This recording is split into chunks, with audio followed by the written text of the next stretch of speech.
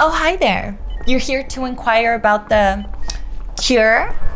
Well, just close your eyes, relax, bend over. I'm just kidding, it's not that simple. What is gender dysphoria? Have I lost my mind? As a young boy, I wondered, why am I a boy but want to be a girl? Was I born in the wrong body? Am I sick? Well, if I was, now I am cured. Welcome to my gender dysphoria journey. Hey, what's going on? And welcome back to another video. If you are new here, welcome. It's your girl, Naiah Nikole. If you are transgender, this video you will relate to. And if you're not, and you're just here to get some information or be entertained, well, strap up because we're getting started. As a young child, I always felt very different. Though there was something wrong with me, I believed something was off because I wanted to play with Barbies, wear girls' clothes, and I always fantasized that when I grew up, I would grow up to be a bride. Deep inside, I knew I couldn't because I got scolded so many times at home for acting like a girl, and I was made felt that it was wrong. Are you familiar with that story?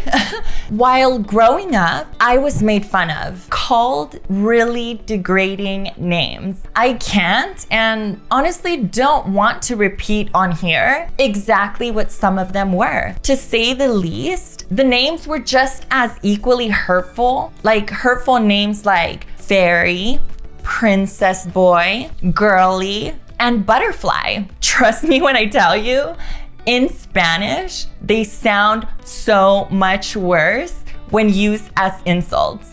Now that I look back at it, I should have probably embraced some of those names, to be honest. I mean, they're kind of cute. Although when they were said to me back then, they were meant to make me feel less than, and they sure did. I don't understand why I wanted to be a girl so bad and why I felt like life had cheated me in the worst way possible by making me be born in the wrong body, or at least that's what I was made to believe, that that's what happened. I didn't understand till I was much older that I was not born in the wrong body, but that I was simply dealing with gender dysphoria. I didn't hate my whole body. I just wanted a vagina and breasts and my body to grow in the way that other girls were. But instead, I was stuck at that age with this freaking ding-a-ling that honestly, I was so embarrassed to have. In all seriousness, I grew up in a time when technology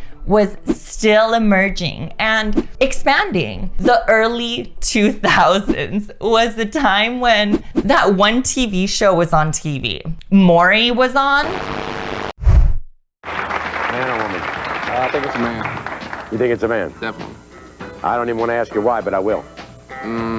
It's just a feeling I get. Just a feeling you get. Okay, fine. Here. Man or trans or whatever it was called. That was my first time that I had seen people like me in a public setting that had like transitioned. And to my shock, they were being treated like circus animals for the entertainment of cisgendered people who honestly did not care one bit to actually give them a real platform to share who they really are. And honestly, I did not want to be like them because of the way that they were being portrayed on TV. I just wanted to be a woman like every other girl, but how could I? I was born a boy and everybody made me feel shameful for that.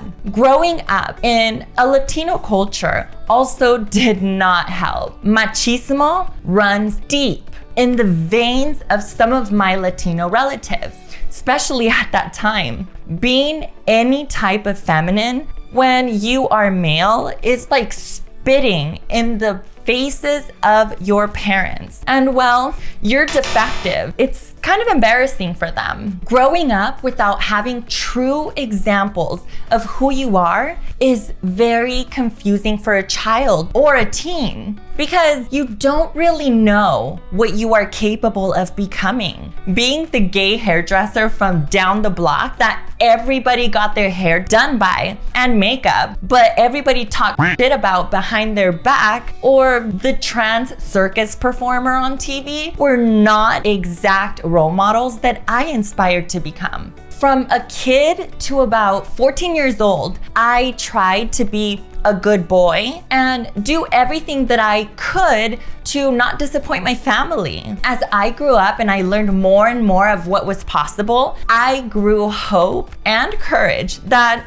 I totally used later to transition. I want all the trans people to know that we are living in a time where things are so different now. Kids are being exposed to what transgender is, and that's okay. Just because you are exposed to gay, bi, or trans won't make you one. Trust me, if it was that easy, everyone would be.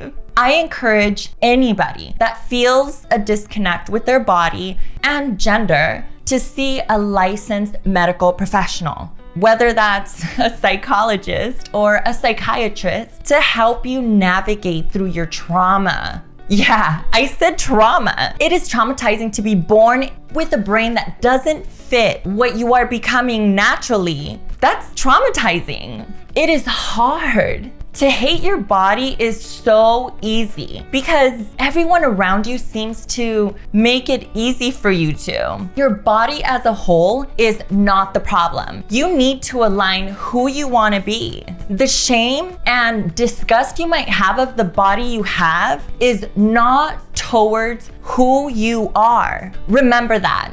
It is hard to understand that the shame that you feel is not because of who you are, because, we associate our body with who we are. Know that transition will fix that dissociation between who you are and who you want to be. The body or body parts you have now can be changed to fit who you want to be. Transition is a two-step process, a mental one and a physical one. Aligning both should be as equally as important. As a transgender person, you need to know that transition is your journey and yours only. Don't allow anyone to dictate what you need to make you feel whole. Whether you need breast implants, body contouring, facial feminization surgery, or a full sex change, you be the master of your destiny and who you want to become. After all, the process should be all about aligning your soul and your body. Don't be build a Barbie or Ken for others to play with. Throughout my transition, I feel like my gender dysphoria was something that I dealt with even after my gender confirmation surgery. Yes, surgery won't fix your gender dysphoria. You have to work on that yourself. Due to all the pressures that I had as a child and throughout life of being made fun of, I always felt like I was never going to be woman enough. You will feel that way at times. If you work on your self-esteem and connect your body with your mind through many different ways, you can reach a place where you no longer will chase your transition. There comes a time in your life when you will stop transitioning. That is when the soul searching begins. When this happens, it is such a freeing feeling to finally break into who you are. And at that point, there's nothing that can break you. Many people believe that trans is something that you deal with your whole entire life. And the truth is, that is a myth. Transition is not forever. There is a cure, and the cure is within you. I love hearing from you guys, so please send me love in the comments And if you have enjoyed this video, make sure you give it a thumbs up. If you want to see more content like this, make sure to subscribe and to turn on your notifications. Thank you so much for watching, and I'll see you guys next time.